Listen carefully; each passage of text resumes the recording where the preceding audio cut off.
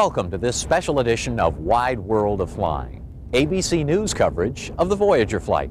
You know, all of us have had our own personal historic achievements in aviation, our student solo, private or commercial tickets, instrument, multi-engine, or ATP ratings. But those milestones pale in comparison to the achievement of Dick Rutan and Jeana Yeager with their historic flight of the Voyager in December 1986. This special videotape will show you their takeoff, the ABC News special report of the landing, and an exclusive Nightline interview by Ted Koppel with the pilots recorded on Christmas Eve 1986. To begin, let's have Jed Duvall set the scene with this wrap-up report from Nightline on the record-setting flight of the Voyager. They knew they were pushing against nature's limits. They knew the weather could be bad, but they did not want to wait until next summer for another try to go all the way around the world. So, with their strange little plane full of fuel, Jeana Yeager and Dick Rutan gunned it down the runway on Sunday, December 14th. Their first problem developed before the Voyager was off the ground. The very ends of the wings dragged, damaging winglets, small vertical fins at the very wing ends. They almost decided to abort the mission at that point, but the chase planes got a good clear picture and they noticed that there was damage, which does cause drag, but not enough. So they decided to go ahead at that point.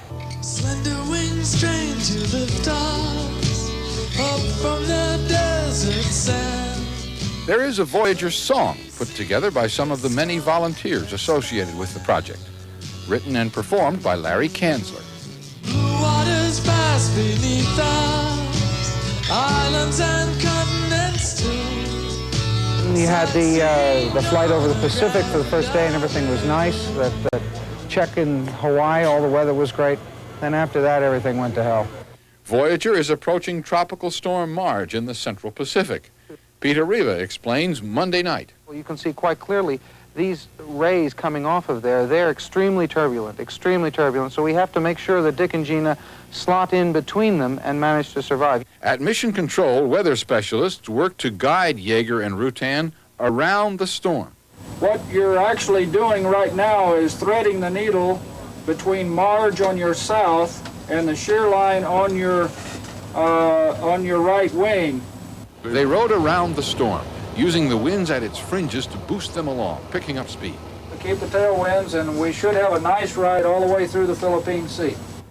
It is the evening of the 16th. Australians hear this reporting in their country. 12,000 kilometers down and just 33,000 to go for the crew of the Voyager tonight. This afternoon, the aircraft flew over the Philippines on its record-breaking flight. And aloft, over the South China Sea, there is sudden concern about fuel consumption. But it is only a faulty meter reading. There is plenty of gas. The front engine is shut down. They are over the Indian Ocean, battling more storms. Bert Rutan, Dick's brother and the designer of Voyager, tells of the struggles of the now tired pilots in their fourth day. When the turbulence is so bad that it tends to throw you to the ceiling and throw you back down to the floor, that can incapacitate you to have a few hours of that. Lost in the worry is the passage of an anniversary. It is the 17th, and 83 years ago on this day, the Wright brothers flew for the first time. See the Voyager, rock your wings far. We ride the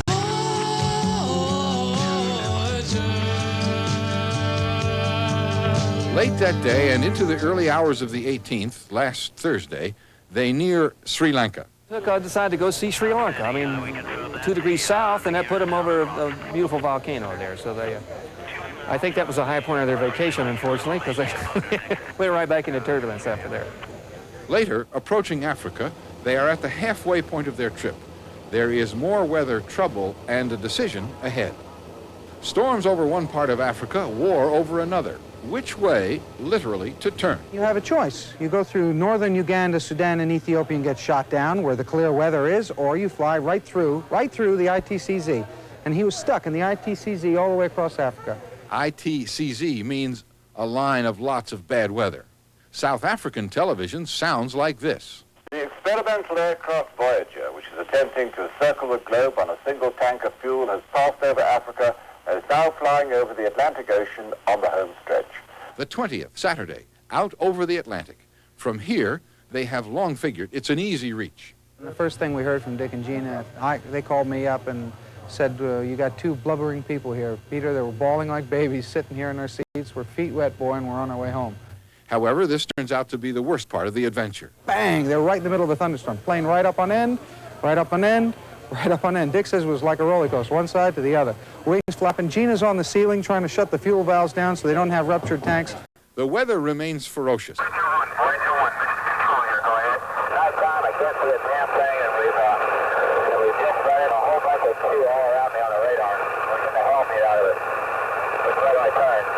They have turned north, past the coast of Brazil, and are heading for Central America. On Monday morning, Voyager crosses Central America and encounters strong headwinds. We knew there's no other way to get them home. You can't go Texas. I mean, you're talking about 60-mile-an-hour headwinds. The thing's going to end up going backwards.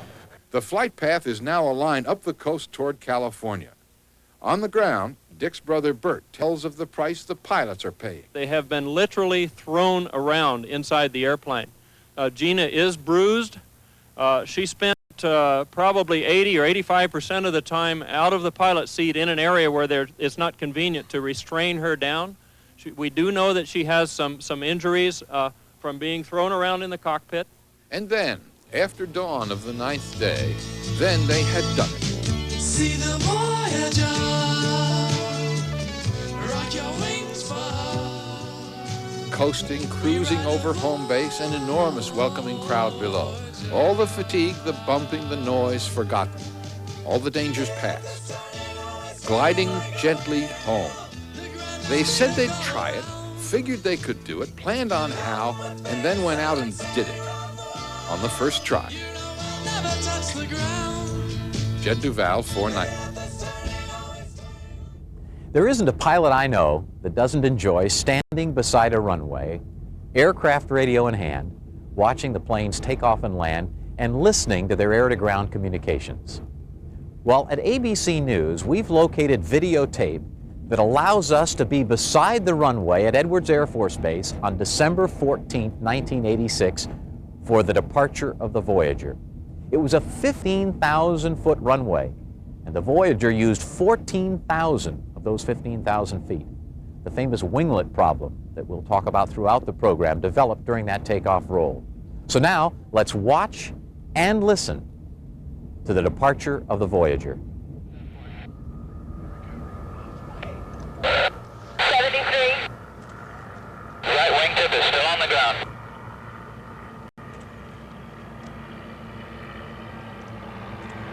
78. Doing 4 knots slow, 4 knots slow in this hill.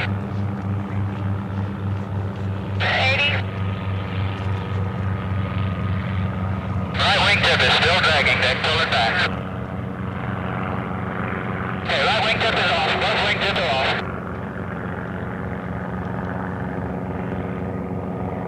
84. 87.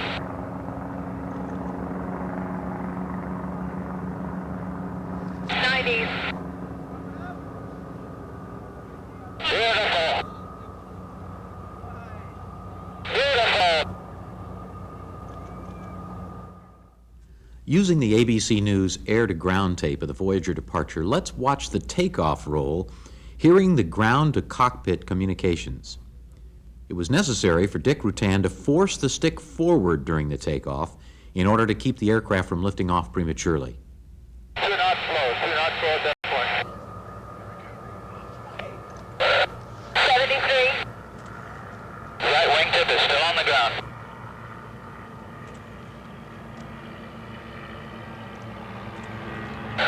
78. Doing 4 knots slow, 4 knots slow in this hill. 80. Right wingtip is still dragging, deck, pull it back. Okay, right wingtip is off, both wingtips are off.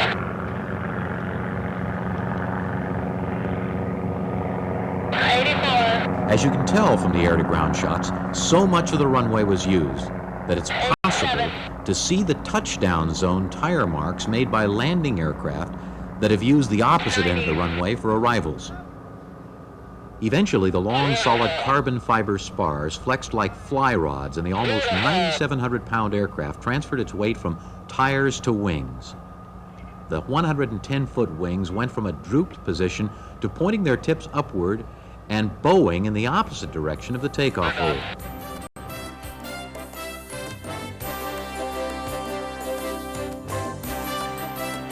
It was during the long takeoff roll that observers saw both winglets had scraped the runway.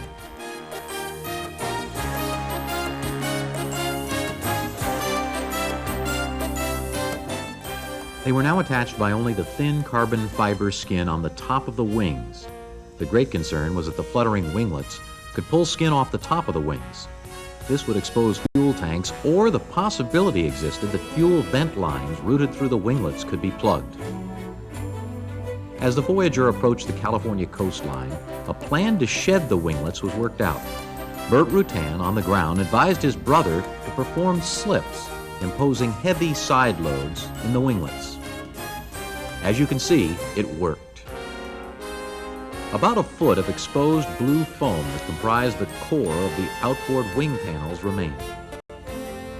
So, with the first crisis over and the flight underway, Voyager set out on her record-setting journey. Dick Rutan beat his own odds. Before takeoff, he rated the odds of making a non-stop, unrefueled flight around the world as 1 in 3 on the first attempt, and only 1 in 2 no matter how many times he tried. With 40 pounds of food and 90 pounds of water in a cabin less than 8 feet long and 4 feet wide, the two brave pilots circled the globe. Their progress was continually monitored by their own mission control, providing important weather information and tracking flight progress. Just as the end of the 8th day of the flight approached, ABC interrupted regular programming for this ABC News special report on the landing of the Voyager.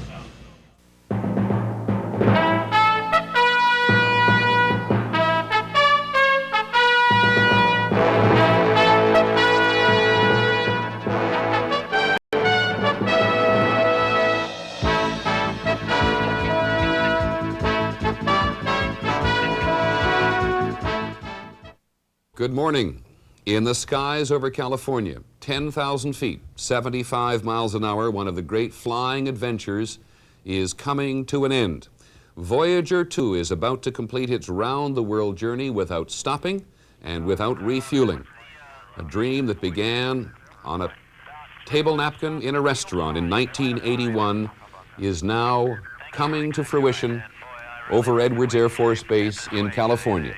The sun has just come up. The pilots, Jeana Yeager and Dick Rutan, have been in the air in the most uncomfortable circumstances for almost 9 full days. And on the ground, the Voyager team, Burt Rutan, the designer of the aircraft, are hardly able to contain their excitement. And there you see her, an air-to-air shot provided by Mobil Oil, one of the sponsors, as Voyager 2, now empty of almost all of its fuel, but not all of its fuel, makes its final approach to Edwards Air Force Base in California. We are going to be here through this historic landing of Voyager 2 as it touches down in not very many minutes from now. And joining me this morning, among other people, is Lynn Scher, who covers space for us for a long time. Very exciting morning. It really is, Peter. If you had told me a year ago that we would sit here and be this excited and awed by a mere aircraft, if you will, I would have said, forget it. This is really remarkable. I was also thinking a few minutes ago that this is an aircraft that some months ago, when it did its test runs up and down the coast of California, was deemed by everybody to be ugly. And everybody who's been looking at it in the air this morning now finds it just wonderfully attractive. There it is with its 110 wide wingspan, 2 feet wider than a Boeing 747, and that tiny fuselage, 25 feet long approximately. And inside, Dick Rutan and Jeana Yeager in a cockpit which has been described in a variety of ways, but it's about the size of a large bathtub, or about the size of a phone booth. It's only 7 feet long and 2 feet wide. Gary Shepard is out at Edwards Air Force Base. Gary, this is going to be a kind of formalized landing, isn't it? They're going to do a flyover?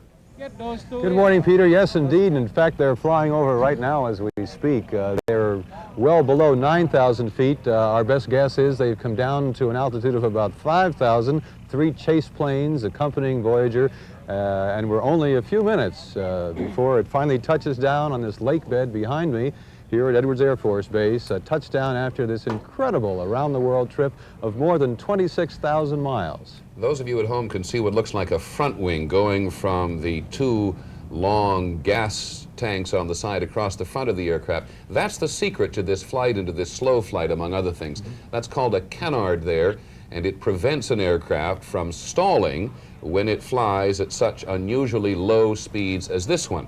And Bert Rutan, who is the designer of the aircraft, the man who had the idea originally, says he actually got the idea from the Wright brothers in 1903. When they first flew their first aircraft, it had one of those canards, one of those struts across the front. Peter, as we look at Voyager coming in over Edwards, we should recall, of course, that Edwards has been the scene where so many test flights and space flights have landed. 18 space shuttles landed there at Edwards Air Force Base, and it looks to me from this vantage point at least that Voyager is getting just about the same kind of reception as the early shuttle flight landings did. That magnificent, huge lake bed, which allows for all kinds of error when a pilot has little or no fuel left, gives them lots and very, very forgiving space there, but obviously they are going to aim for that compass rose right in the middle of that lake bed that they're aiming for. In fact, one of the reasons they come down at Edwards, and NASA and the Air Force have given their facilities again today, is because you can land on that dry bed and go virtually in any direction. Unless there's any rain at that 44 square mile air base, you can hardly make any mistakes. There they are down below 10,000 feet with Gary Shepard in California is the technical director of the Voyager team, Jack Norris. Jack, how does it look to you? Jack, how does this the final moments of Voyager look to you from your vantage point here? You've been with this right from the beginning. It looks pretty exciting. It's the end of a very long, hard trail for the Dick Rutan and Jeana Yeager. This has not been a flight without its harrowing moments, and even last night, Peter, there was a great deal of concern about fuel because a lot of the fuel in the right wing was unable to get to the engines. And Jack, explain to us what exactly happened. Well, basically what happened, a very simple little pump failed, but that one pump pumped all the fuel from the right-hand side of the airplane, so when it failed, it was a major problem. How was it solved? Basically, it was solved by replumbing the airplane this morning. Jeana replumbed the entire fuel system inside the cockpit so they could get to more fuel. And as a result of that replumbing, the fear that Voyager would come in with only 2 gallons available to it went away, didn't it? That's correct. That's correct. There's enough fuel on the right side of the airplane to still go a very long distance, but it wasn't available with the failed pump. And now that Jeana fixed that problem, there's no longer a concern that you're landing on fumes, right? That's correct. The fuel's there, we just couldn't get to it with the failed pump. Gary, Voyager is now circling overhead and slowly coming down. We believe it's below 5,000 feet right now with its 3 chase planes and Dick Rutan getting ready to set it down on this lake bed behind us. Well, Gary, while he goes through the fairly laborious hand-operated process of putting the gear down, we want to check in with ABC's medical editor, Tim Johnson, who's watching this with us from Boston. Because, Tim, we're all very keen to know what kind of shape that Jeana Yeager and Dick Rutan are going to be in after having spent this long, almost 9 days, in incredibly cramped circumstances. What's your best guess? Well, right from the start, Peter, they have had 4 major concerns. One was making sure they could get enough oxygen in the unpressurized cabin, and they had devised a very ingenious little system to deliver oxygen. Nonetheless, there has been some concern that they may have low oxygen levels in their blood. That could contribute to some of the erratic behavior, along with, of course, the second concern, which was fatigue. The third concern was hydration based on their previous test flights. So they've had little packets of water and other fluids to take on an every 6-hour basis, and they've been checking their own urine regularly for specific gravity to make sure they did not get dehydrated. The fourth and final concern that they had was the hearing problem. The noise level in the cabin, as has been widely reported, is above the 100 decibel range. That's in the range of such things as jackhammers and subways. They did devise a special pair of headphones that they've been wearing, and I talked to the doctor last night who has been monitoring as best he can their progress. He does not think they have suffered a lot of hearing loss, but that's one of the things they will check. So those are the four areas they're going to look at very carefully when they get down. One of the things that Burt Rutan, the designer, told us last night that they would look for first, Tim, was to see whether Jeana and Dick could actually walk when they got out of the cockpit. Well, in fact, the actual compression in that small space may make it difficult for them to move at first when they get out, but they will be looking for more serious underlying bruises that might make that difficult. I think their major concern, however, are in the areas of the fatigue and the psychological effects more than the actual bruising, which with time should wear off. While we're on the subject of the cockpit, there's probably not any doubt in anybody's mind that they have gone around the world now without stopping and without refueling. But when they land on the ground, the National Aeronautics Administration is going to check very quickly for the proof that they have not landed anywhere. There are two ways they can do that. That cockpit, that tiny cockpit bubble on the top of the fuselage, has actually been sealed for the entire flight. And when it gets down, they will check, the NAA will check to see that the seals on the cockpit have not been broken. And there is also something resembling a barometer, which will show whether the aircraft has ever been down to sea level, whether it might have landed in some remote part of the world. But I don't think there's anybody in the world this morning who has any doubt that these two heroic Americans, Jeana Yeager and Dick Rutan, Jeana 34, Dick 48, 49 now, have been around the world nonstop without refueling, and as Jack Norris told us out there in California, with fuel left to burn. In fact, Dick Rutan last night said they could come on to from California to New York and then out into the Atlantic again. I don't think they're going to be too eager to, Peter. This has been, as you keep mentioning, a grueling flight for these individuals. Dick Rutan has said on more than one occasion, Lynn, that all the celebration aside, and there are a lot of people that turned out at Edwards this morning, what he really wants to do is go to bed. And then, of course, they would like to go into the history books, which they will automatically. Let's see if we can hear a little of the air-to-ground conversation.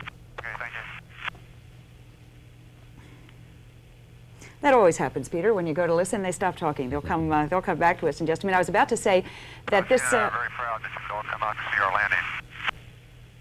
Because after all, it was the grassroots American support that made this thing possible. That's Dick Rutan. Let's join on. He's doing some back over the landing area for the... Dick Rutan, who is among the most patriotic of individuals, saying this morning that it was Americans who made it possible. He didn't want a lot of corporate sponsorship on this flight, and he and Jeana and his brother Burt have done this on a shoestring. Someone speculated that if this had been done by a large corporation, it would have cost in the neighborhood of $20 million. Burt Rutan, who's been designing airplanes for years, both for the home-built market and model airplanes before that, has some money, but not enough to mount a $20 million operation by any means. And Peter, I should also point out, I spoke to some of the folks over at NASA. You're quite right, they did not sponsor this, but the individuals there, their tongues are hanging out.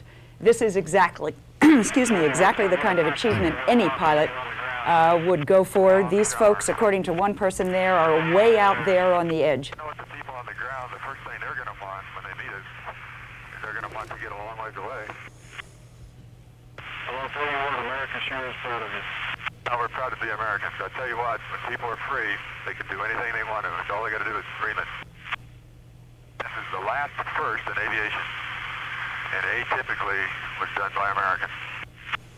The last first in aviation, said by either Dick or perhaps Burt on the ground there at Mission Control, reminding us, Lynn, very much of Charles Lindbergh and Amelia Earhart and the comparisons between them. Well, you really can't help make those comparisons. Amelia Earhart was also 34 when she made her first great achievement, which was being the first woman to cross the Atlantic alone in 1932. Photo chase, you're clear to rejoin. One Mormon photo, then we'll put the gear down. They don't really look alike, but you can see a certain resemblance between Jeana Yeager and Amelia Earhart, that kind of lean aviator look, which of course used to be in aviatrix, but I think we've gotten beyond all that. A certain similarity also in the way they are both shy, somewhat retiring people who are out there to do a job, and they're out there to do a job because the job is there to be done. Dick Rutan and Jeana Yeager are companions, never quite sure how you say it, but they live together, they work together. They met at an air show some years ago, and then when they joined up with Burt, the designer, it has been a real family affair. Jeana, as Lynn said, is 34 years old.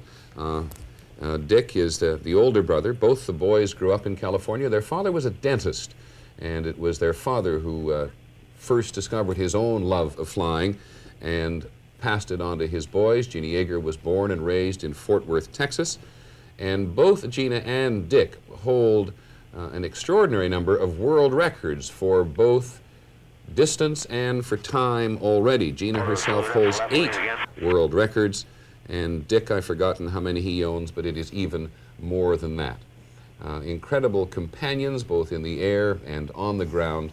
And there you get some sense, the first sense we've really had of any speed at all. The aircraft will land at about 57 or 58 miles an hour, all things considered. But there's what an aircraft looks like up against something going about 75 miles an hour. Edwards Tower. After this pass, the Chase 2 and 3 will land on runway 23. Runway 23 for the chase plane. Roger, and advise when you want to land. Okay. He's not on the ground yet. He's over the road. Flybys to the crowd. You have to get the gear down by hand when you build an aircraft that is as light as this one. The fuel weighed 5 times more than the aircraft. You've got to do a lot by hand. There are backup systems, but everything is done at an absolute minimum. And I believe, Peter, that when it lands, it weighs about as much as a small car. It's going about the same speed, and it weighs about that. You're amazed. I must admit that there has been times during this flight I did not think it was going to be successful. Well, congratulations. Dick Rutan saying there were times during this flight when he didn't think it was going to be successful, and surely one of those when he was over the west coast of Africa. They got into a storm that they had not anticipated. He virtually turned this enormous wingspan edge up on its side and practically had to beg Mission Control to tell him how to get out of the storm. I'll see if I can still fly. Dick will do the landing. Just 1 foot at a time. It works out good. Ah, there you go. Should probably point out, Congratulations, you guys. Thank you. Peter, those flaps on the tip, the winglets at the ends of the wings, the one of which broke off on takeoff and the other they took off themselves, apparently will have, certainly has no bearing whatsoever on the landing. No danger to them at all now. They're going to make another pass while Dick Rutan tries to get the gear down. One of the things, Lynn, that really catches my ear as they talk back and forth with Mission Control is how much more casual it is than when NASA lands the shuttle. There are no congratulations to the NASA people on board, to the astronauts. The family welcomes you back for Christmas. Until they're on the ground. Good time of year to come home. But Peter, they are tired. I wonder if Gary Shepard and Jack Norris have any thoughts on landing that plane after almost 9 days of being awake for these folks. Is it a hard plane to land, Gary and Jack? The plane comes over this time in its clean cruise configuration. Make one more orbit, and it'll take about 15 minutes for Jeana of what it's like now for Dick Rutan after 9 days up there to bring this plane in. Each gear is individually hand cranked down to a very small lightweight Very cable. efficient. Therefore, it's very hard to bring down. It loses altitude very slowly. So it has to creep down, you know, foot by foot. It can't do a diving landing. That's correct. It doesn't have flaps or other drag devices, so it can only lose energy so fast. Dick Rutan being so tired, so fatigued, is this going to be a problem for him to judge distances and heights and depths and so forth for this landing? I think it certainly will be. Dick is a very good pilot, but of course he's been subjected to 9 days of real fatigue. But I'm sure he'll do well. Peter, one thing, a few moments ago, Voyager flew right overhead, and a lot of the crowd of spectators here broke out into applause as the plane flew over. It's probably going to do several more flyovers before it lands, but I think our guess is that it should be down in the next several minutes. So what do you think, Jack? Yes, probably about 10 minutes. It takes quite a while to crank the gear down, so he'll probably make a few passes while they do that. Now, Dick is at the controls while Jeana cranks the gear down. That's the usual arrangement, right. And it takes, that's all done manually. Yes, both gears are cranked down manually, one at a time. The nose gear moves up and down pretty swiftly, but the main gear takes a long time. You know, Gary, I'm really struck by all these comparisons with the shuttle, since we're used to watching shuttles landing at Edwards. The shuttle is so totally automatic. Nobody is cranking down the landing gear there. You, of course, have missed out on the great sonic boom because of the lack of speed at which Voyager is traveling. But it appears as if all of the excitement of a shuttle landing is right there anyway. The excitement is definitely here. There are an estimated 50,000 people who have come out here to Edwards Air Force Base today to watch this. Spectators, many of them arrived last night in trailers and cars and spent the night here, sleeping during the nighttime hours and waiting for the dawn to arrive. It's an incredible traffic jam, as a matter of fact, on the ground at Edwards Air Force Base. Not so bad in the air right now, Jack Norris. No, they only have the Voyager and its 3 basic chase planes. One thing we're anxious to see is when Dick Rutan and Jeana Yeager emerge from the cockpit. We are told that they will probably not be able to walk and will have to be helped out of the plane. Is that your understanding, I think Jack? that's a real possibility. You have to remember that they've been horizontal in that airplane for 9 days, and the body is very adaptable, so it's probably lowered its blood pressure. So they shouldn't stand up too quickly. Gary, while you're on the subject of health, let's call in Tim Johnson again. Tim, among other things, they've been battered and bruised around, thrown around that tiny cockpit. I know you've been talking to the medical director of the mission. What else has he commented on? Well, he's been really quite impressed with how well they've done despite all of the terrible conditions that you've been talking about. I should point out, I guess, that their medical operation is consistent with the rest of the operation, kind of an informal shoestring type operation. A family practitioner from Northern California who's a friend of one of the engineers involved in the program is serving as the medical director. They're not going to do many very sophisticated tests. For example, they're not going to do any real formal psychological testing, which would have been interesting, but they do have the backup of the Edwards Air Force Base personnel, and a psychologist from that base will be there in case he's needed. They're planning on doing some very simple blood tests, urine tests, an electrocardiogram. They're certainly going to check the hearing now and then follow a period of several weeks. But really, they have a lot of confidence in these two people. They think they're going to rebound very quickly and with some good sleep be just fine again. Well, as you can see, just as clearly as we can now, Jeana Yeager has managed to hand crank the gear down. You can just see it dipping under those long 110-foot wings. And Dick Rutan is now bringing Voyager in for its final pass over this great dry lake bed about 2 hours north of Los Angeles in California. Accompanied, of course, by a chase plane. Those planes have been up there trying to keep stray aircraft out of the way, in part, so that no one interferes, and just to keep the curious and the sightseers away. Well, only one wheel is on at the moment, so we could only see one until they came around the other way. Now Jeana Yeager's got to crank the other one down, so they'll turn very gently in the sky with that very rigid forward wing, enabling them to fly at this incredibly slow speed for an aircraft, somewhere around 70 miles an hour now, slowing down to a little under 60 miles an hour for the actual landing itself.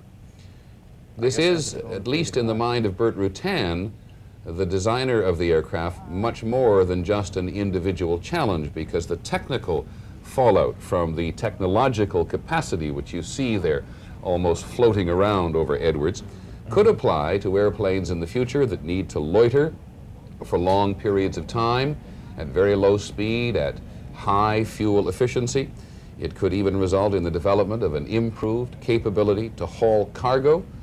One of the suggestions has been that you could use aircraft with this technological capability to bring oil off the North Slope in Alaska. And one commercial company in the country, the Beech Aircraft, has taken a really enormous, perhaps less enormous chance today than it looked many months ago. On Burt Rutan, the Beech Aircraft Company is going to put into production something called the Beech Starship, which is of a very similar design to the one that Burt Rutan used for the Voyager. That is, with that canard, that very stiff forward wing that gives the aircraft this low-flying, slow-flying capability. The same design that the Wright brothers used essentially in 1903. Let's listen again to Mission Control.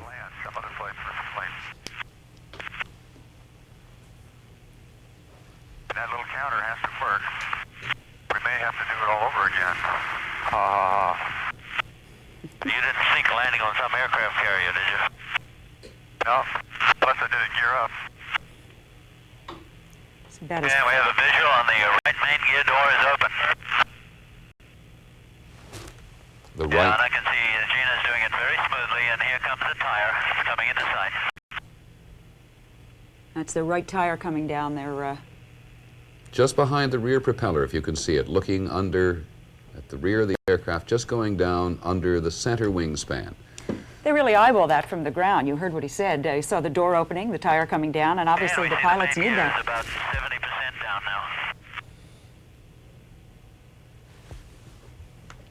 These, of course, are the first really great pictures that we have had of this mission, because the Rutan brothers and Jeana Yeager very carefully did not tell people where they were around the world. Less commercial aircraft and, quite frankly, news media aircraft try to fly up and take photographs and interfere with their flight. They had planned a couple of rendezvous of their own, one over Hawaii, which worked, one over Thailand, which did not work because the Thais could not understand why one American aircraft would like to take off from Thailand to go and chase another American aircraft in the skies of Southeast Asia. So these are the most glorious pictures of the full 9 days. That gets to lower the nose gear, so we'll try that right now. That's the last landing point they need, which is the nose wheel. So the autopilot must come on. Autopilot on, Mark. Dick, what advice can you give us small plane pilots? That's the first time we've heard Jeana's voice in quite some time. She's the She's one busy. that's putting down the gear. You bet. You did a good job getting those gear down. Roger, always put your gear down before we land. That's very good advice. Thank you, Dick. Congratulations. Well, all we've heard about their fatigue does not show at the moment. The adrenaline must be coursing through them at the moment. There's certainly a sense of humor there. They've only had about 4 hours sleep a day, and it cannot have been a very restful sleep. At one point, Dick Rutan tried to take a sleeping pill. We won't know till they get on the ground whether or not that worked. And Peter, keep in mind that this flight, which we are celebrating, which appears to be such a remarkable achievement, and they're about to land, they were supposed to take off once before they really did. They had a delay, as we have experienced in other vehicles in this country. And Okay, Dick, we show that the nose gear is out, the door is open, and I'm just moving in to check the over-center position. coming down with the nose gear. But this, someone pointed out to me, no one will remember the downtime. No one will remember that there was a delay. They will only remember the achievement, and that's probably exactly the way it should be. From the north to the south. All right, Voyager 1-5 here. We are in position.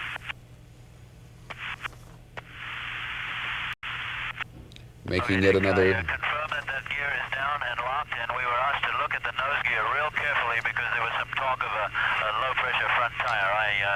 I disagree with that entirely. I'd say it's blown up just exactly like it was when you left.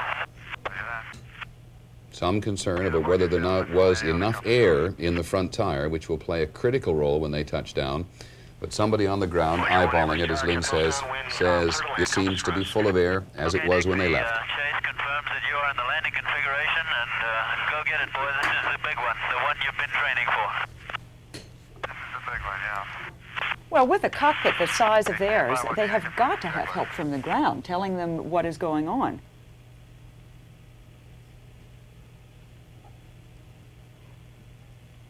What they are doing up there is pure exploration, pure technological development. There is absolutely no reason for them to have flown this flight except to see if they could do it. This is, well, he says the last first in aviation. Someone will find another one, but the idea that you could just come up with something that hadn't been done and go do it. There are some folks, of course, Lynn, who've been cynical about it. But as they go silent now in preparation for what has got to be a very tense moment, I would guess even the cynics have been sent back a little in their chairs.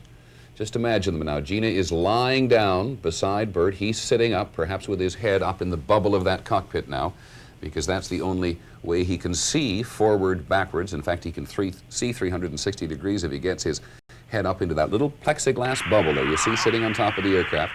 The aircraft is so fuselage and the cockpit are so small that Jeana is lying down beside him and working for the most part on her back.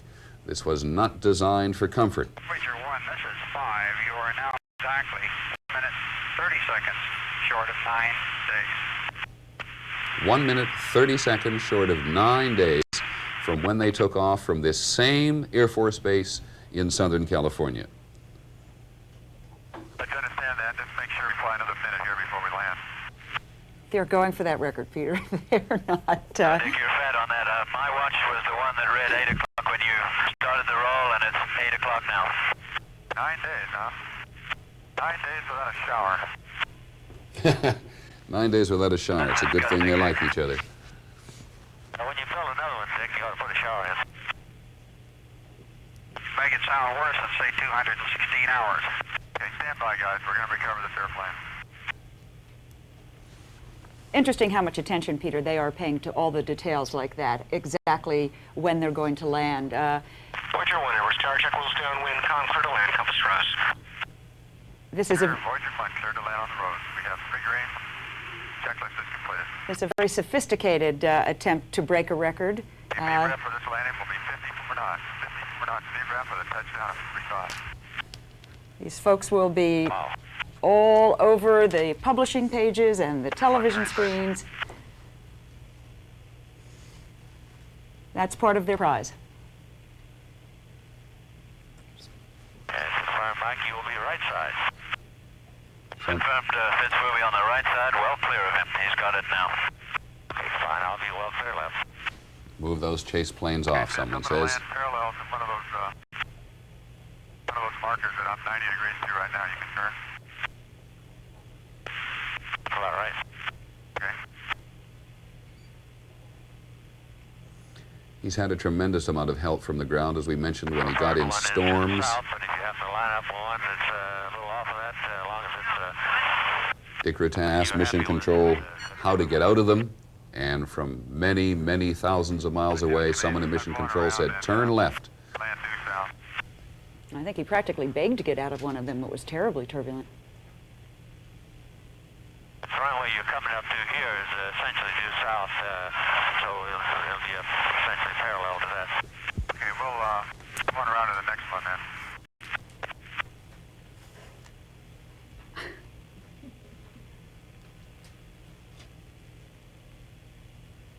Again, a reminder, you can land 5, almost approximately 2 knots from your right rear quarters. anywhere on this dry lake bed and not find yourself in trouble. That's why it is so immensely useful today, as it has been to the shuttle in the past. They are not trying to land on the tarmac from which they took off, and you'll recall on takeoff, along which they scraped that 110-foot wingspan because they were so heavily loaded with fuel. And they are landing, Peter, almost exactly where the shuttle has come in. In fact, this runway 23, which I believe they're aiming for, is the one the shuttle used for testing crosswind landings to see how the shuttle would do with the crosswind. I suppose the folks at Edwards are extremely happy to have all this attention and to have something there, breaking another record for them. There's no problem running over any of these markers, is there? As long as you land inside the circle, you're in great shape. Okay.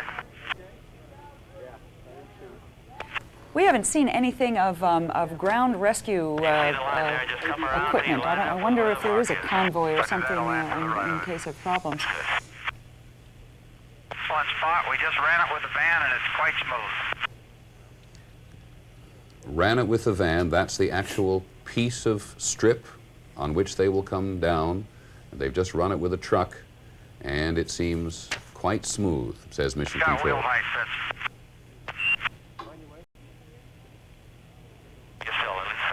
Landing at about 56, 57 miles an hour, 54 knots to be precise.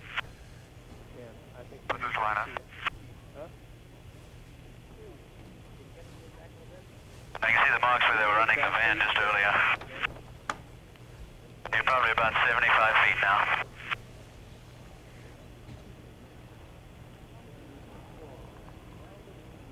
That's probably about 40 feet. 30 feet.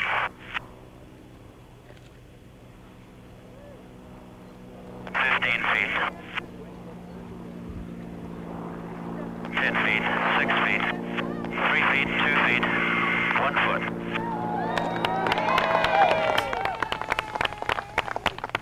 Welcome home. home again, and there you can see the statistics. 26,000 miles, a little more than 9 days. No stopping and no refueling. Congratulations, Dick. You really did it, boy. What a glorious sight for all to see, the individual feats of some very die-hard, very determined individuals. Dick Rutan and Jeana Yeager and the designer Burt Rutan have now accomplished a goal. How about I would assume a right turn toward the crowd would be kind of nice, don't you? Absolutely. Turn right towards the crowd, guys. Peter, we complain to be in an airplane for 6 hours to fly to Europe, or even longer to go to the Orient. These folks have just set an extraordinary record. But we also should point out there are people, A, who won't believe them, and B, who will have to verify it. That will all be checked after they get out of the cockpit. And their plane is towed away to a place where they can check those seals, check those gauges, verify. Somebody will probably do an official stamp or whatever to get it into the record books. Oh, I believe him. Quite extraordinary. Quite extraordinary. Well, there's people who don't believe that we ever landed on the moon, you know. That rear engine, which has done most of the work, the front engine, of course, used for landing and for takeoff. But that rear engine's been running about 300 hours non-stop as they make their way with Voyager across the lake bed over to, as someone suggested, the crowd. And a large crowd who gathered out there this morning to witness the individual achievement, as we said, of three quite extraordinarily individual people. Two pilots and the designer. And that's Dick Rutan's head stuck up in the bubble there. What a way to see the world. This really was a group effort. You know, Peter, they talk about the fact that it was individuals and Americans and private money, which is absolutely true, but this is not two people who just went and built a plane and flew. An awful lot of ground personnel helped them. Clearly it was their idea and their brother, Dick's brother, but you could not do something like this the way the Wright brothers did, if you will. This one was a much more sophisticated undertaking. But not much more sophisticated, Lynn, not much more. They've worked out there in Mojave, California in their little Voyager company for a long time. Burt Rutan gave up his job working for the Air Force because he didn't like working in a drafting room with all of the other people. And they went off a reasonable handful of people.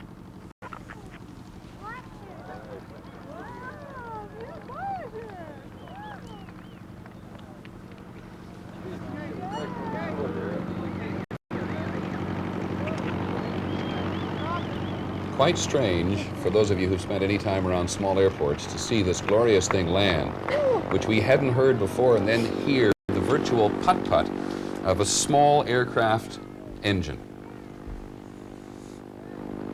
Dick Rutan's head. They have got to be very grateful. That cockpit is sealed and will be unsealed, among other things, proving, to continue with Lynn's point, that they have not been out of that aircraft for the last 9 days. Gary Shepard is sitting right on the nose of the aircraft, which is pulled up in front of the crowd. Gary, take it away. Peter, the applause has broken out here among the spectators. The engine just quit, and now everybody is just looking and watching, and officials from the National Aeronautics Association are proceeding out to the plane to check those seals before Dick Rutan and Jeana Yeager can emerge. They have to certify that the cockpit has not been opened and so forth to make this around-the-world flight official. And there they are. Peter Riva, the Voyager chief spokesman, was standing there just moments ago directing the plane in. The crowd here is very enthused. They've applauded a number of times as the plane overflew. And Jack Norris, you've been watching all this here, and as the technical director of this entire flight, how do you feel right now? I feel just wonderful. What you've just seen is free Americans doing twice what any corporation or government has ever accomplished. Describe for us what we're seeing right here, Jack. They are actually taking photos, it appears. They're taking photos of the seals to record it so the record will be official. And listen, Gary, take a look at how big that aircraft is. Here's a guy taking pictures of them, and he's taller than the aircraft itself. You're absolutely right, Peter. This is really something. That cabin is only about 7 feet long. And even though the wings of this plane are longer than those of a Boeing 727, it's a very flimsy little aircraft, and it's so light that its structural weight is less than 1,000 pounds. It's something like 934 pounds, That's as correct. I recall. Yay! Open the cockpit now, and look at those hands sticking up there. That's Dick Rutan signaling victory in his around-the-world trip. And I hope one of these moments we'll see Jeana Yeager popping her head up there, too, as a matter of fact. Unless she's getting 40 winks. All this ceremony, incidentally, Gary, I believe these are NASA cameras, at least some of them are. They have kindly lent the Voyager folks their cameras to record this great moment. There we go. There are hoots and hops coming from the spectators here. People are just, they can't believe that this has happened. I think in a real sense, this is one of the last fly it by the seat of your pants kind of efforts. These, in a sense, Jack, these are aviation daredevils, aren't they? They really are. This is the last major milestone of flight, and in every way it's equivalent to what the Wrights and Lindbergh and Chuck Yeager and the other pioneers have done. 2 Air Force ambulances have just arrived here at Planeside, and both... What's he holding up, Gary? What's he holding up? What are they holding up? Jack, can you see that? Yes. From our vantage point, it's a little tough. I think he just held up his hat. He has a cowboy hat. that was his cowboy hat, Peter. No, I saw the cowboy hat, but he handed up some papers there, which may have been his flight log. Did he keep a flight log? Oh, he definitely did keep a flight log. Yes, there's a flight log, and there's also a barograph. The barograph is the recording instrument that makes the flight official. And I assume he had to hand that to the flight official Yes. For certification. Yes. That barograph is something like a small barometer which proves to those people who will check the officialness of this flight that the aircraft did not descend to sea level at any point. And of course you see him put on his cowboy hat. It's a hat he couldn't wear in that aircraft. That looks like his passport. I was mentioning, Peter, that 2 ambulances are standing by right in front of the aircraft, and they will both be taken to the base hospital for a checkup. Somewhat inelegant means for them to get out of the cockpit, Peter and Gary, as they set those ladders up. This is not what we're used to seeing. I think they're going to need some help from what we gather. They're now setting up some stretchers, I think. Could you move to the right a little bit? I can see correctly. The plan is for them to have perhaps 2 hours at the hospital, but Bert Rutan, Dick's brother, says that his gut feeling is that Dick won't be able to spend 2 hours in the hospital. He'll want to come out and talk to us as soon as possible. So it might be only a short period of a very brief checkup, and if Dick is up to it, we're liable to hear from him a lot sooner than 2 hours from now. Just in case people have joined us late, Gary, let me remind them again, there he is. Jeana Yeager is not related to Chuck Yeager, the test pilot. 2 very happy people. Whoa. And there's a handshake for Dick Rutan as he takes off his harness there, wearing his cowboy hat. That's Dr. George Utila, the flight surgeon. He is moving very slowly, Gary. He sure is. He must be a little stiff, too, I would think. And there's Jeana. They look remarkable for 9 days in the air. George, you're on live television here. Do you have anything you want to say to America as you pull in? It's really good to be back. Dick Rutan, by the way, Peter. Gary, let's The listen to question him. is, how does one feel after spending 9 days in an airplane? Like a shower. Like a shower. I'm going to sit here for a while, Doc. Damn you. You're ready to. Yeah. I'm surprised. How do you come on? Hey, babe. Not easy at all? Beautiful. Oh, neat. You guys did it. Well, I don't know whether he's saying he wants to sit there because he wants to Was there enjoy ever any doubt that you'd make it? this moment. At what point? What would you say was maybe the low point or your most fearful time? Well, over Africa, when we decided that due to some type of anomaly with the airplane, that we didn't even have enough fuel to go across the Atlantic Ocean. We spent about a half a day and feeling pretty bad about that. Then we figured out where all the fuel was hiding. Then we felt better. Where did you find it? Well, it had a backflow problem, and it wasn't indicated properly. We really had the fuel, but we didn't know it. And I felt pretty bad at that time. How did everything hold up for you? The engines, the fuel? They're all turning. They're all turning, and we made it. I would have liked to have a little more fuel at the end, but... Yeah, I was going to say, if you had anything to do differently, what do you think it would be? Put it pressurized, make the cabin a lot bigger, and go at high altitude. They'd like to go at high altitude, he says, because that low altitude flight gave them such a rough ride. Let's see if we can hear from Jeana as reporters on the ground ask them questions as they sit there, perhaps trying to get their ground legs back again. You'll have to pardon me. I want to sit here for a while. I don't know if I can stand up or not. Feel free. If there's is there anything you want to say, this is your chance. They're all watching. They're all listening to you. Keep those muscles going in your legs. Oh, they're getting advice. No, it's really great to be here. I'm sure. Well, I'm really overwhelmed with all the people. Your legs feel numb, Dick? Yeah, they do. I was wondering about it, whether I'm going to be able to get a ride to get home tonight or not. That's not. Tim Johnson up in Boston, he keeps referring to his legs, and Jeana, who looks a little more relaxed with her legs up on the ladder there. What's your best guess? Well, I'm impressed, Peter. I think they both look remarkably good. They certainly are alert and with it in obvious fashion. I'll just make this quick comment. They talked about that terrible moment off the coast of Africa. Dr. Jutila told me last night that at that time when they were in touch with him, they both broke down in tears after they finally were able to get away from that terrible moment. So in the midst of all of their obviously courageous physical condition, they also had some very emotional moments. Well, now he's going to try it. He just finished saying his legs were numb. That was a very fast recovery. Yeah, just grab his shoulder here. I'm okay, just understand it.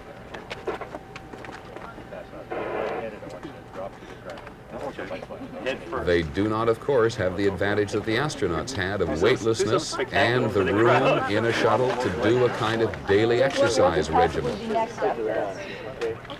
I mean, besides a long shower and a shave? Besides a long shower. Got a passion for showers, this fellow. I think I can understand that.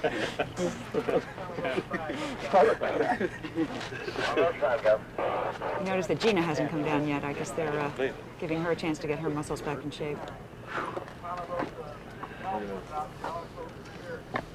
They're all quite private people, particularly Jeana Yeager, who has sat there, as she has on so many other occasions, quite prepared to let Dick do the talking.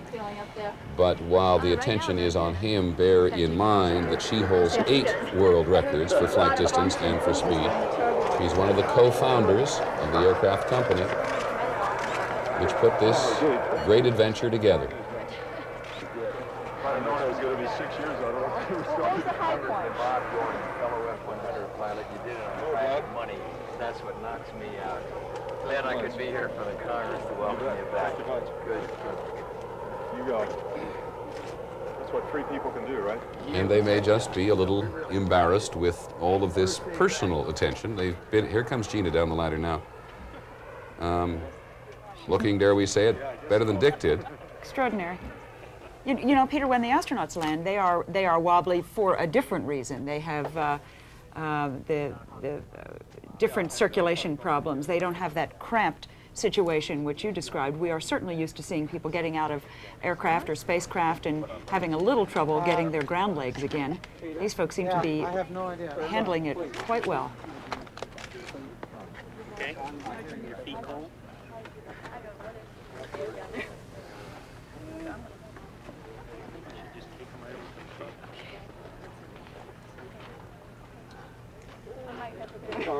They've also hardly slept. On top of everything else, they've hardly slept. They're overwhelmed. All these people are there. They've just accomplished this extraordinary feat.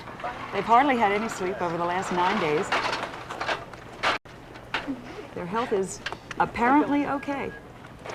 Well, there's no doubt Good news indeed. by seeing the look on her face, just how good she, Jeana Yeager, feels about all of this. Bert Rutan, the designer, was telling us last night that on various occasions throughout this flight, he would get very specific communications from them that they were doing exactly the things they were supposed to be doing to monitor their aircraft. And then on some days they seemed totally out of it altogether, and he used to worry occasionally because they only got about 4 hours sleep a day.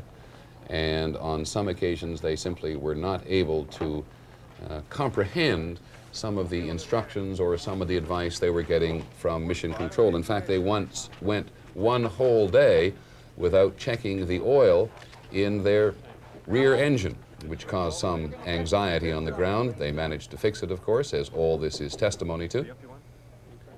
And perhaps one of the first things Dick wanted to have a look at was the end of that giant wing, which he scraped so badly along the tarmac strip at Edwards Air Force Base on takeoff. You'll recall he did a circle and dropped off some of the winglets that were on the plane. But like any pilot who has concluded a flight, particularly one as long as this, the very first thing you want to see is how did your aircraft stand up to it. I don't think there's a pilot alive who gets out of his plane and doesn't take a look at it. A long tradition. Dick's mother and father are there. Jeana's mother and her stepmother are there. Mother and stepfather are there. Dick's daughter is there. Bert Rutan at some point will be together with his brother and with Jeana. But there you have, under that glorious western sky at Edwards Air Base, there's almost a miniature view of what we have become accustomed to when the shuttle lands. A couple of Air Force ambulances being made available to take them for a checkup by what I euphemistically call the flight surgeon, but in fact, as Tim Johnson has reminded us up in Boston, is in fact the family doctor of somebody who has joined this flight. It really is quite extraordinary. Oh, it is. It does look like a shuttle landing in a way, but you really have to be struck by the fact that at the end of this extraordinary year in terms of American space achievements and tragedy, that this was pulled off by these two pilots and this relatively small group of people. There was no band there to greet them. At least we didn't see or hear one. There were no speeches, wasn't that nice. There was no contamination problem. These were two people coming back from an extraordinary flight. You were reminding me about, before the broadcast morning, about the other Voyager, which yes. began the year, really. Almost exactly 1 year ago, January of 1986. Voyager 2, the spacecraft, of course, is the 1,200-pound little unmanned spacecraft, 8.5 years old, that went and visited the planet Uranus, nearly 2 billion miles away. That was an achievement that the space agency pulled off, totally out of the hat. Nobody thought they were going to do it. They went and did that. For the year to have started with that and ended with this is really quite ironic. Obviously, in the middle, the very horrible explosion of the Challenger spacecraft and the death of 7 astronauts, and virtually the halt to the American manned space program for a very long time. But this brings it back somehow. There's no doubt, I think, in many people's mind that this flight today is going to give American flight a new lift, a new spirit that, as you point out with Challenger, it lost for some considerable period of time. Let's take, I don't know if you're as crazy about looking at this airplane as we are, but let's take a look at the landing again, just as she comes down over the dry lake bed at Edwards Air Force Base and makes this touchdown a little more than 9 days after they took off from this same Air Force Base in Southern California to make their way out across the Pacific, down across Southeast Asia, over across India, back up across Africa, and then across the Atlantic. There was the touchdown, and as you heard Dick Rutan say just a little while ago, after he came out of their tiny 7-foot by 2-foot cockpit, when they were over Africa at one point, they got the terribly bad news that they didn't think they were going to have enough fuel to bring it home. They were in a position to parachute, believe it or not. They both have experience as parachutists. They were in a position, though they never wanted to have to do it, to land on the water. That was the one emergency thing they had with them, was the capability to land on the water, or at least parachute into the water if need be, and be there until they were possibly rescued. Let's go back to Edwards Air Force Base and Gary Shepard. Gary, give us a mood feeling out there now. I would say, Peter, the mood here is one of elation, and Jack Norris, you could back me up. How about the Voyager ground crew? Aren't they pretty happy about all this? Oh, they certainly are, and of course, most of the people in the ground crew are the ones who helped build the airplane, who have been aboard for years, so it's a happy crew this morning. And I think you're feeling pretty relieved that the touchdown went so flawlessly, no? We certainly are. It was an adventure every day on that mission, and we were all working 20 hours a day, so we're just as happy. Dick Rutan has just gotten into the and he'll be going off for his medical checkup along with Jeana. One thing I meant to point out earlier, Peter, is that we've learned from Jack that, that Dick Rutan was at the controls about 85% of the time for that flight. So that means he didn't get much sleep at all, did he? No, he was sleeping 2 to 3 to 4 hours a night, intermittently, so it was tough duty. Gary, I'd like you to, Gary, can you ask Jack a question for me? We've seen the design of this cockpit with one of them sitting and one lying down. How on earth do they change places so that Jeana can fly? Well, Jeana's pretty tiny, so it really helps. It's a tight squeeze, but they do it very well. The cockpit was really designed around the two special people that just made this wonderful flight. So they, is it a matter of he has to get out of the cockpit before, obviously, she can sit down, and it's on autopilot at that moment, I would think. Yes, this airplane has a full-time autopilot, and Jeana crunches up to the front, and Dick slides back, Jeana slides over. So it's quite a maneuver. Jack, let me, if I may, interrupt you to give you a message, which I'm sure Dick and Jeana are going to get very shortly, but if you see them before this message gets to them, you might want to pass it on. The President has the following to say. It is magnificent, absolutely magnificent. Jeana Yeager and Dick Rutan's courage and refusal to give up have thrilled and impressed us all. They're a living example of American pioneerism at its best. And the President says welcome home, as, of course, does the whole country. You probably won't be able to remember it all, but if you see them, tell them the President's happy. We certainly will. The President's right. It is magnificent in every way. A final thought from you, Gary Shepard. My final thought, Peter, is that this is one of the most wonderful things that has happened in this country in a long time. And especially in the world of aviation, it takes us back to the old pioneering days. You can't help but think of Charles Lindbergh and things that he did, and now they're being done in 1986. Okay, Gary, thanks very much. And Jack Norris, thank you for joining us this morning when you could have been in mission control. Lynn, final thought? Well, you know, we've given so much credit to the wonderful machines in the space agency and in our aviation. I think the credit on this one goes to the people.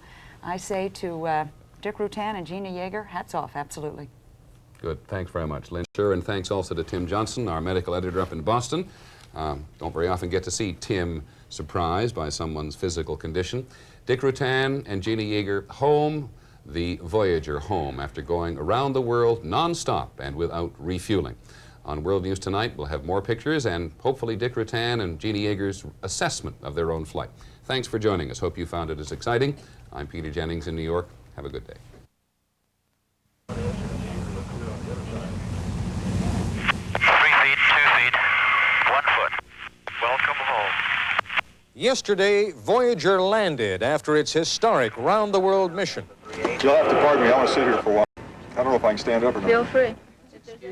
And its exhausted crew held a brief press conference. Tonight, the first live television interview with Voyager's crew, pilot Dick Rutan and Jeana Yeager. Good evening. I'm Ted Koppel, and this is Nightline. 9 days in the most incredibly cramped quarters, fears of running out of fuel, an overheated engine, being whipped about by a tropical storm. What was it like inside Voyager? We'll find out tonight.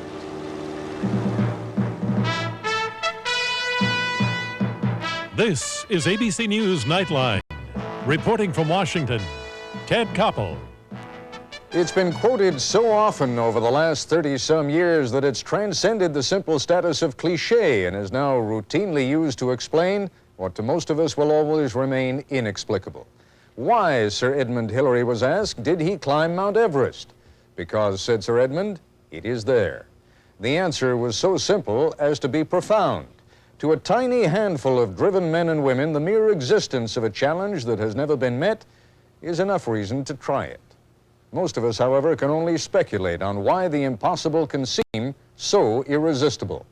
Among that tiny handful of people who must know exactly what Sir Edmund meant are our two guests tonight, Jeana Yeager and Dick Rutan. Joining us now from Voyager's home base, Hangar 77 at the Mojave Desert Airport, pilots Dick Rutan and Jeana Yeager. Jeana, we heard a few moments ago that during the last stages of the flight, you were really bounced around and got bruised, and indeed you spent some time being checked out at the hospital yesterday. How are you doing? Doing very well. Most of the bruises actually came more from moving around in the cockpit. My elbows and my knees really have been through the wars. The rest of me is pretty well okay. I just take out of the joints and hard places in the airplane. I know you couldn't see the videotape piece that Jed DeVal put together at the top of this program, but the spokesman for your group was showing the roller coaster effect and really making it appear as though the plane was almost on end and then diving straight down again and then up on end once more. Was it that extreme? At one point it was.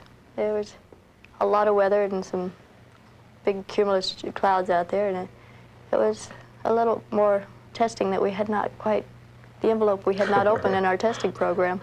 And how did you handle that envelope when you find, I mean, there must be a fear because that plane looks awfully fragile. It clearly is not, but it looks awfully fragile. Was there ever any concern, Jeana, that the plane might actually break up? Oh, there's always the concern, but everything went very well. Once the clouds spit us out on the other side, we were able to recover the attitude of the airplane and continue on without any problems. Dick, I started off with the easy questions for Jeana. I want to hit you with that hard one that I talked about at the top of the program. Can you explain to those of us who get a little bit panicked when you know, the shuttle between Washington and New York goes into a holding pattern for more than 45 minutes? Why, in heaven's name, did you want to do it beyond the fact that no one has ever done it before? Oh, to fly around the world? Yeah. Well, it's kind of for us in aviation, it was the last challenge, and we looked around and said, you know, this is the last first there is in atmospheric flight. There's certain records to be built and things to be done, but this is really the last major accomplishment, in our opinion, is a world flight unrefueled. And there's nothing more after that. You know, what else can you do? You can go around the world twice, but the major event is doing it first. I guess what I'm asking you is more of it's almost a philosophical question, and then and that is, what is it that drives you? And you've done almost everything in aviation that there is to do. What is it that propels you on to try something like this when you know it's got to be dangerous, and when, and this is almost a second question, I suppose, you have to ask, I'm asking you, what practical applications are there to a flight like this? Oh, what a beautiful question. Now, we have to advance technology and do things better. And if Lindbergh hadn't have flown his flight, and if Chuck Yeager hadn't have climbed in that airplane that day and did his sound barrier feat, if people like that hadn't done things, and if we live in a world without daring, you know, we'd be still looking over the rear ends of the oxen trying to get around instead of flying in your Washington aluminum shuttle near the speed of sound. And as long as people are free to do things like that, the technology will increase and our lives will be better from it.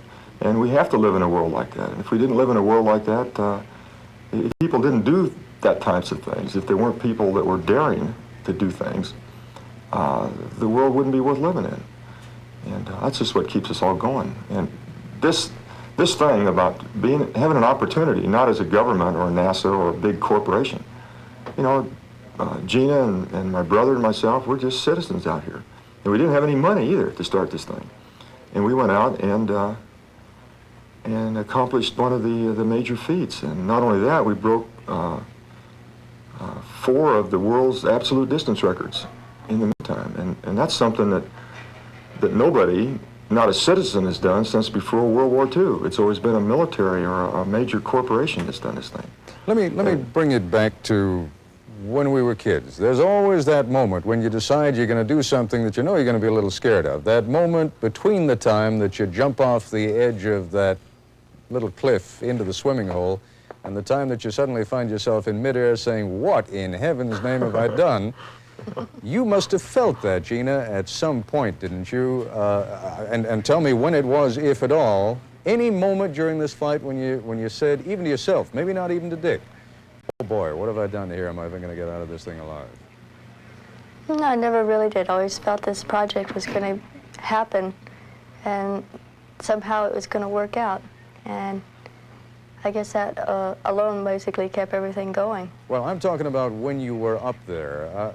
You know, there's always the difference between the planning, even when you were flying up and down the coast there for 5 days, and in some respects, I guess that was almost worse for you, because at one point, you passed out from dehydration, so you learned some things from that. But there must be that moment when you're in the middle of it, maybe when you're in the middle of that storm, maybe when you're worried about the engine burning out, maybe when you think, oh boy, we're not going to have enough fuel to do it. Some point, come on, fess up. A little bit of doubt at some moment or another, a little bit of fear? No, not really. Not in this flight. Everything's been pushed for that flight and learned toward that flight. And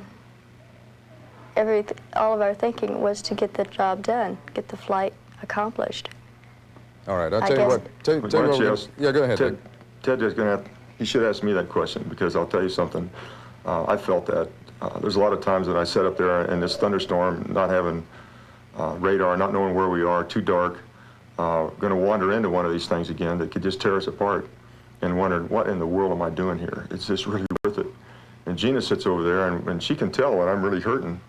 And she'll grab me by the neck or rub my shoulder or rub my head and give me the encouragement that I needed to get through this thing. And I'll tell you what, if it hasn't been for her courage and stick-to-itiveness, I don't know what I would have done a lot of times. She's really been the stalwart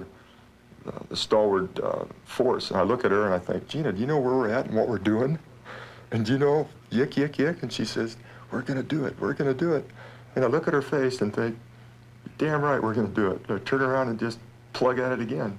I'll tell you what, I want you've taken me a little bit inside your head. When we come back, I want you to take me inside that tiny little cabin, what you described as that telephone booth on its side.